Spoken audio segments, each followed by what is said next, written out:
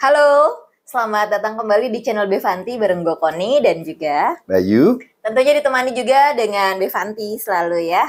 yang hari ini ditemani dengan Lego koleksi. Oke, akan menemani di episode kali ini.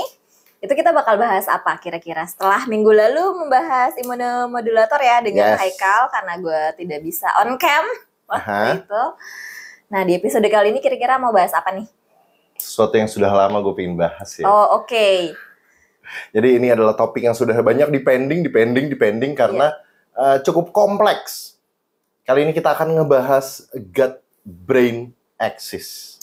Dan Semacam ada temannya juga gut-lung axis. Oke, jadi di episode kali ini kita akan bahas dua, yaitu gut-brain axis dan Gut-lung gut-lung axis, axis. walaupun sebenarnya itu satu sih. Oke, Satu kesatuan, menarik. basically. Jadi sebenarnya benda apakah itu?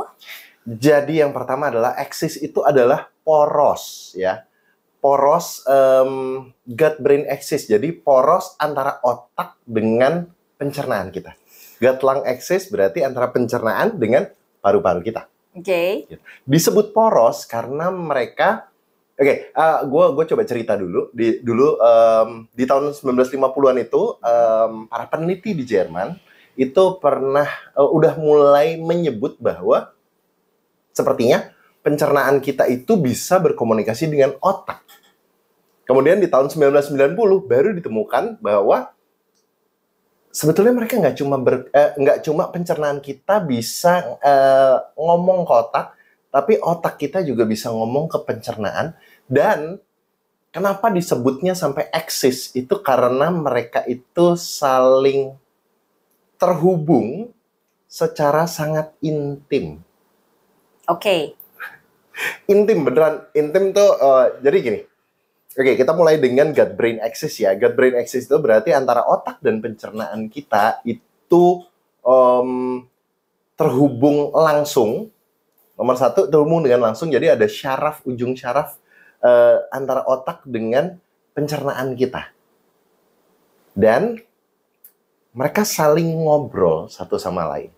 Ini kalau boleh diperjelas, apakah spesifik di organ-organ pencernaan tertentu atau di seluruh organ pencernaan mulai dari lambung sampai dengan usus besar? Seluruhnya. Oke. Gitu. Jadi yang terjadi bukan dari lambung, malah udah dari mulut sampai ke usus besar dan ujungnya usus besar. Itu mereka interconnected intimately. Nah, gue sebut intimately itu karena sebetulnya ya otak ini kan sebenarnya terhubung dengan semua ya, dengan semua seluruh badan kita, dengan tangan, dengan kaki, terus dengkul dan segala macamnya, baik itu sampai ke tendon, sampai ke tulang. Cuman hubungan otak dengan badan kita yang lain itu kebanyakan nggak intim. Oke. Jadi gue butuh waktu cukup lama untuk mencari analoginya yang tepat ya. Tapi akhirnya gue bertemu dengan analogi yang cukup tepat, yaitu bagian badan kita yang lain itu hubungannya dengan otak itu kayak temenan. Jadi kalau misalnya contoh nih, temen lo sakit gitu ya, sampai masuk rumah sakit, lo akan ngapain? Ngechat semoga cepat sembuh. Oke. Agak kejam dia ya guys ya. Karena teman-teman saya jauh-jauh ya rata-rata ya. Oh, secara fisik jauh ya tinggalnya. Oke. Jadi kalau misalnya dengan yang lain itu, kalau misalnya bisa kita tengokin nih. Tapi kalau enggak, mungkin kita kadang akan ngirim bunga atau mungkin ngirim buah gitu ya. Atau yang paling buruk ya seperti kata ibu ini ya dikirim WA aja gitu. Hari-hari lo berubah nggak? Bukan teman dekat kan jatuh. Ya kalau misalnya teman dekat aja deh. Kalau misalnya teman dekat lo ada yang sampai masuk rumah sakit gitu, lo akan ke distract. Ya bedanya cuma paling cariin GoFood sekitaran dia dirawat terus udah selesai gitu. Tapi lo akan ke distract nggak? Enggak sih. Enggak kan ya. Sementara kalau misalnya suami lo yang sakit, masuk angin aja. Kira-kira lo akan sampai ke distract nggak? Menghentikan ini sih aktivitas sih. Nah, sampai menghentikan aktivitas kan. Nah, itulah kenapa kita sebut gut-brain axis itu intim. Karena dengan yang lain itu otak itu akan tangan butuh apa? Oke, kirim gitu. Kira-kira kaki ada masalah apa? Oke, kirim. Tapi kalau misalnya dengan pencernaan, itu mereka empatik. Jadi kalau misalnya pencernaan kita lagi nggak enak badan, otak kita ngikut nggak enak badan. I see. Jadi Contoh simpel gini, maaf dipotong ya. Kalau misalnya lu sampai masuk rumah sakit nih, pernah patah tulang nggak? Enggak, alhamdulillah. Oke. Ini deh, yang sakit konstan nyut-nyutan ya. Kalau zaman kita kan ya, milenials ya, kaki kena knalpot. Oh iya, kalau kecelakaan pernah, tapi nggak sampai patah tulang. Oke. Kalau itu terjadi pas ditengok masih bisa ketawa nggak sama ngobrol? Ngakak sih. Masih bisa kan ngobrol dengan tenang kan ya? Sakit gitu ya? Ya udah. Ya gue dulu pernah patah tulang juga, kalau ditengokin temen, hahaha gitu. Terus ketawa gitu kan. Pada saat lo radang usus, bisa nggak ketawa? Kesel sih. Dihibur kesel sih. Nah, pada saat kalian lagi pada sakit perut, pencernaan, diajak ngobrol sama temen aja, itu bawaannya sebel. Kesel. Padahal, lu patah tulang atau lu mengalami luka bakar, diajak ngobrol, happy-happy aja. Gitu. Oh iya, lupa lukanya gitu. Bahkan ada yang, aduh kalau ketawa sakit, tetap aja mau ketawa. Tapi kalau misalnya pencernaan yang sakit, boro-boro ketawa kan, diajak ketawa, gue tampol lu. itu persepsi yang kamu dapatkan ya. Iya. Sebenarnya yang terjadi dalam kepala gue adalah kayak, sumpah nih orang nggak tahu banget sih rasanya sakitnya kayak apa. Seperti itu. Padahal kayak sakitan kecelakaan ya. Iya, exactly. Pada saat lu kecelakaan mungkin kondisinya jauh lebih buruk. Parah sih. Dari atas sampai bawah gue kebaret sih. Nah, ya, sesakit itu kita masih bisa ketawa. Tapi kalau pencernaan, boro-boro ketawa. Itu kenapa gue bilang kalau dengan yang lain, itu hubungannya tuh kayak temen. Otak kita masih bisa ketawa. Tapi kalau misalnya hubungannya dengan pencernaan, bye-bye. I see, make sense sih. Itu kenapa gut brain axis ini jadi sesuatu yang agak spesial. Karena memang hubungannya itu seperti pasangan suami istri yang ideal ya. Saling melindungi gitu nggak sih? Ya, yang saling mencintai lah ya, gitu. Kalau tidak saling mencintai kan, kalau ya istrinya sakit gitu, suaminya cuek aja. Gitu. Suaminya mancing. Tapi kita ngomong bahas itu ya. Ini bukan soal bagaimana menjalani rumah tangga dengan baik ya. Ini bukan urusan rumah tangga. Jadi kita skip aja yang bagian itu. Anggaplah itu seperti pasutri gitu. Seperti dengan orang yang kita cintai gitu. Jadi otak dan pencernaan ini mereka saling punya koneksi gitu ya. Oke. Punya koneksi secara mental. Wow. Menarik bukan? Nah itu juga pada saat gue menemukan konsep gut brain axis ini, buat gue kayak wow. Gitu bahwa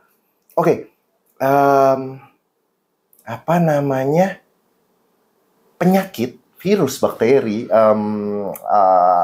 jamur, terus parasit itu cuma bisa masuk lewat mulut, kecuali kalau ada luka terbuka ya. Atau gitu. virus influenza kan lewat. Virus influenza bisa lewat hidung. Pernapasan. Yes. Nah itulah ada gut lung axis juga gitu.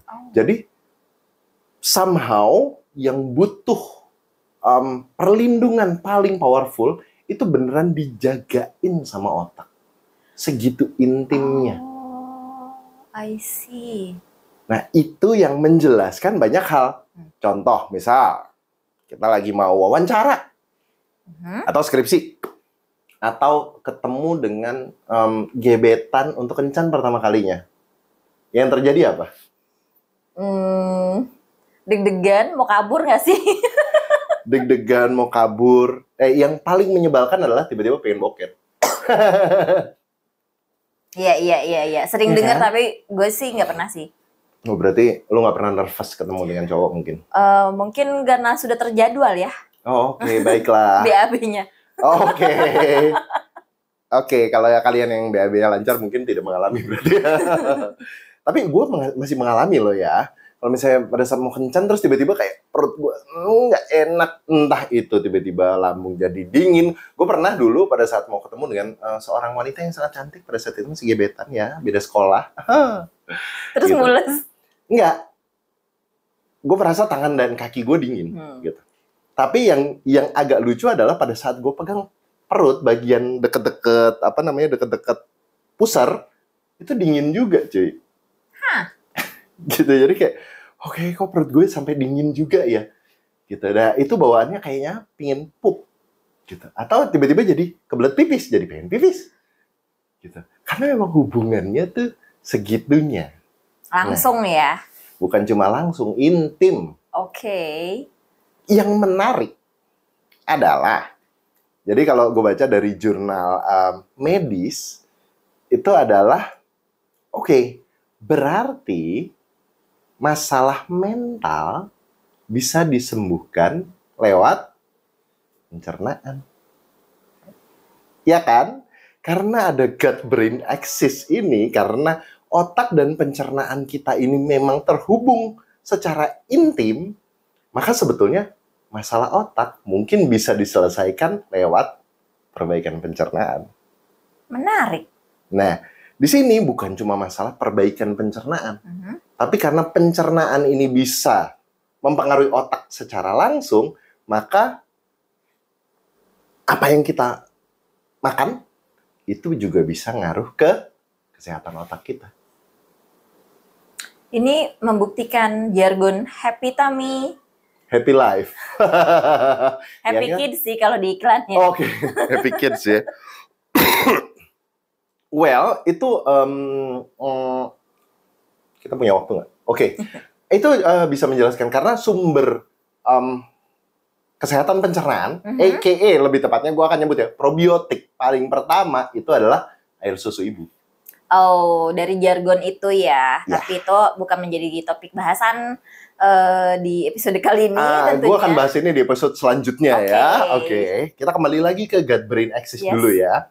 Gitu. Jadi peneliti itu mulai mencari tahu, mulai menggali tentang gut-brain axis ini karena sesungguhnya untuk masalah mental atau yang terhubung dengan disorder, apa sih? Disorder itu bahasa Inggris, bahasa Indonesia apa sih?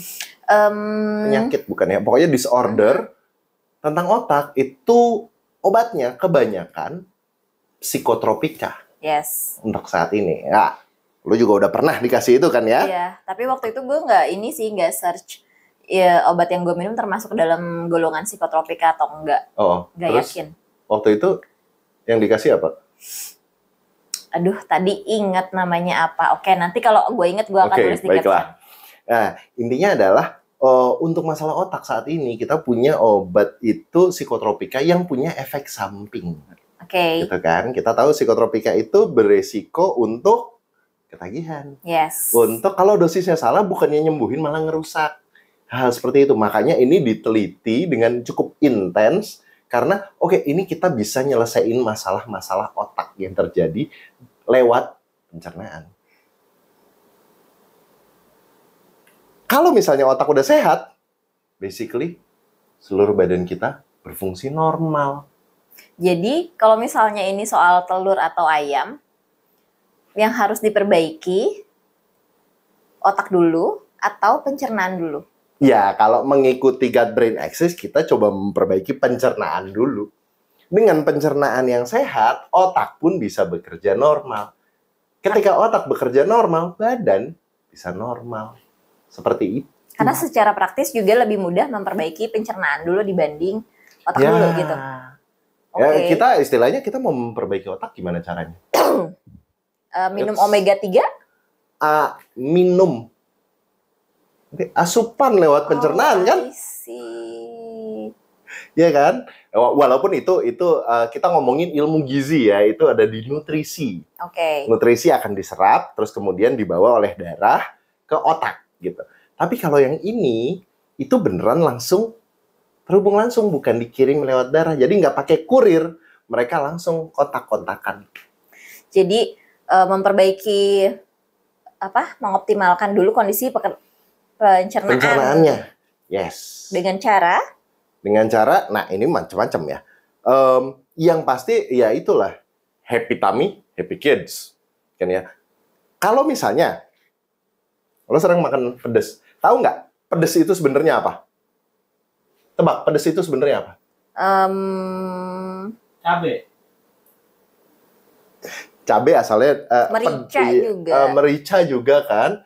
Pada akhirnya sebenarnya pernah belajar dong dulu pas SD SMP gitu kan, lidah ada manis, ada asin. Walaupun itu sudah menjadi mitos yang terpatahkan ya, bahwa sebenarnya lidah kita tuh bisa ngerasain berbagai rasa, tapi tidak pedas. Pedas itu bukan rasa. Pedas itu adalah reaksi inflamasi dari badan. Makanya tangan, coba ini tangan megang gula gitu, bek. Emang habis itu ada rasa manis gitu? Enggak kan? Kalau di Sunda makan megang sambal, apa istilahnya? Cacabeun. Tangan lu tuh jadi panas gitu. Ya kan? Yes. Rasanya langsung kayak, wah ini mah cacabeun. Nah, itu. Kenapa? Karena pedas itu bukan rasa. Pedas itu adalah reaksi lidah, inflamasi. Reaksi lidah. Kena panas gitu? Iya, bisa dibilang kena panas. Jadi kalau mau ngerasain pedas tanpa cabai, atau siram air panas gitu. Atau siram air panas. Atau beda sih, tapi kalau gue minum kopi kepanasan beda. Kalau minum panas itu biasanya ngerusak jaringan, jadi nggak bisa ngerasain. Tapi kalau ini tuh disakiti lidahnya. Makanya, lu sentil-sentil. Jadi mau makan pedes nih, nggak ada cabai, ya udah makannya gini aja dulu. Oke. Sentil-sentil lidah dulu, plak sampai sakit, habis itu makan tuh nasi. Rasanya sama. Absurd sih. Bayangin, pedas itu, rasa sakit itu disentil-sentil masuk ke lambung. Jadi ususnya disentil-sentil. Nah, exactly. Lambung kita disentil-sentil. Usus kita disentil-sentil. Itu yang bikin pada saat makan pedas sakit perut. Karena emang literally perut lo lagi disakiti. Tiba-tiba jadi pengen moncor. Kenapa? Karena emang usus besarnya disakiti. Reaksi usus besar pada saat dia disakiti adalah lewatin, cepetan lewatin, jangan sampai. Ya namanya benda yang menyakitkan kan. Kita kan tidak mungkin nempel bara, sakit, tempel aja yang lain. Tempel bara, aduh sakit, gitu cabut kan? Dong. Okay. Nah, sementara usus besar kita nggak punya cara mentalin, keluarin. Gitulah makanya ada orang yang makan pedas terus kemudian jadinya moncor-moncor. Karena dia berusaha untuk cepet lewat, sakit. Oke. Itu yang terjadi sama pedas. Nah, kalau misalnya tadi happy tummy, happy kids. Taminya ditampar-tampar. Not happy, man. Itu berpengaruh juga ke otak? Berpengaruh juga ke otak. Sakit juga kah atau? Dia akan berempati. Jadi sama aja kayak misalnya, istri lagi sakit, suami jadi sakit. Enggak. Tapi jadi galau, jadi nggak tenang. Yes. Gitu loh. Yes, yang harusnya mengerjakan sesuatu jadi fokus dulu gitu ya, ngurusin bisa jadi seperti pasangan itu. Gitu. Itu yang terjadi sama otak kita karena memang otak kita langsung berempati dengan kondisi pencernaan kita. Oke. Jadi, jadi ketika pencernaan ini sakit, terus kalau pakai analogi si suami istri itu terus kan jadinya otak menghentikan aktivitas, fokus dulu ke lambung. Yes. Itu beresiko untuk fungsi otak dalam pengaturan organ tubuh yang lain nggak? Bisa jadi iya, bisa jadi tidak. Oke. Tergantung dari kita biasanya gimana. Contoh? Lagi, pada saat kita mau menghadapi sebuah masalah yang sama, orang A dan orang B mungkin punya approach yang berbeda. Karena pola kerja otaknya berbeda. Gitu, tergantung dari background-nya. Ada yang mau fight, ada yang mau flight, ada yang ngerasa itu bukan threat, bukan ancaman, nggak masalah. Gitu. Itu kita harus mempelajari ilmu otak loh yang itu. Ya. Jadi kita di sini hanya mempelajari ilmu pencernaan ya. Jadi itu balik lagi kayak muscle memorinya otak gitu. Iya, gitu. Tapi basically pada saat kita merusak pencernaan kita, sesungguhnya kita membuat otak kita itu tidak bekerja optimal. Jadi stres. Jadi stres. Terjadilah sebuah lingkaran setan yang sangat menarik yang sebenarnya lo dulu rasain. Iya, jadi kan kalau misalnya stres itu sakit mah. Jadi kalau sakit mah kita stres. Stres sakit mah gitu aja terus ya. Exactly. Oke. Itu adalah sebuah lingkaran setan yang sulit keluar ya. Kenapa? Karena kalau misalnya Oh, I see. kerjaan bikin stres misalnya. Pernah nggak sih gini? Kalau misalnya lo kerja stres, tapi terus kemudian pada saat pulang sampai rumah, udah sampai di rumah nggak ada kerjaan, udah lihat keluarga, stresnya masih ada. Oke. Itu kemungkinan besar Itu kenapa? pencernaan lo nggak beres.